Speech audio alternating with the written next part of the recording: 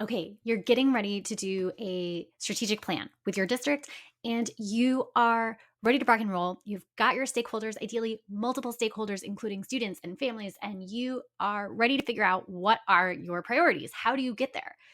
I highly recommend a root cause analysis. And the reason for this is typically we just jump to this is the thing. This is the thing we're most excited about, or this is the thing one person says, or we have the resources for. That is not going to cut it. What we want to do is really get at the heart of what's going on. Often we look to something and we say, this is the issue, but really it's a symptom of a deeper issue. I'm going to share with you a worksheet that actually gets at the heart of this. And I'm also going to share with you an example of how using this ends up with a very different result than if you didn't use this process.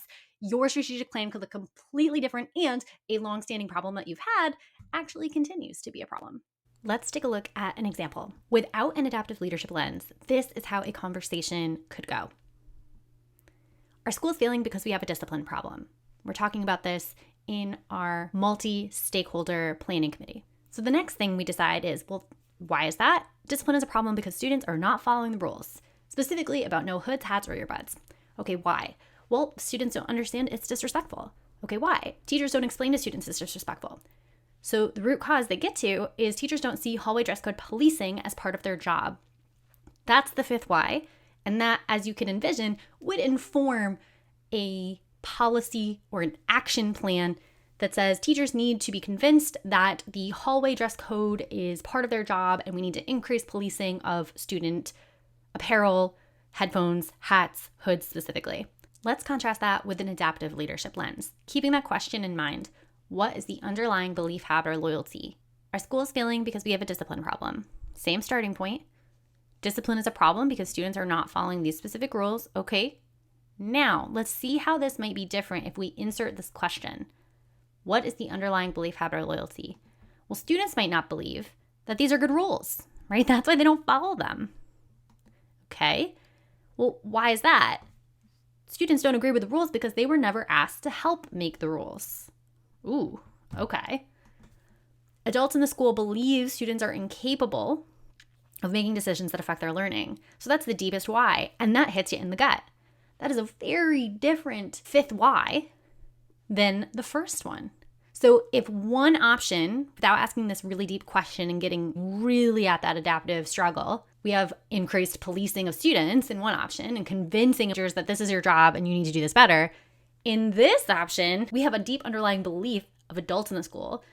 Well, adults don't bring students into the conversation of making rules because they're not going to make rules that are going to facilitate their learning. Woo, okay. Now let's interrogate that and do some deep work reflecting on what authentic student voice means in this capacity and why we might have those beliefs about children. That is some longer, deep, shared leadership work over time that if we address it is going to come to some very different conclusions and actions that are going to further our work as a school and an educational institution. That's it. Keep that key question in mind. What is the underlying belief, habit, or loyalty that we as the staff hold? That's the important key thing, right?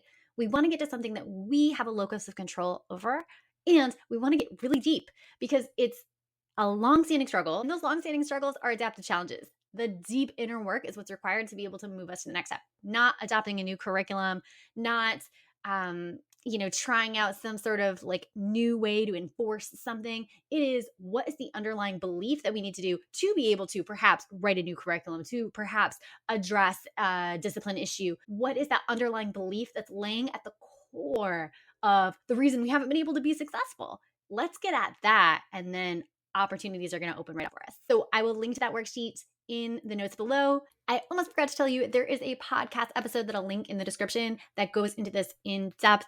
It is a good listen. See you next week. If you love this video, you're going to absolutely love my curriculum bootcamp. In just 2 days, we have a live experience that helps your department create feminist, anti-racist curricula that challenges, affirms, and inspires all students.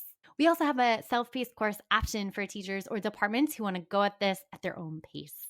Check it out. I'll link to it in the notes below.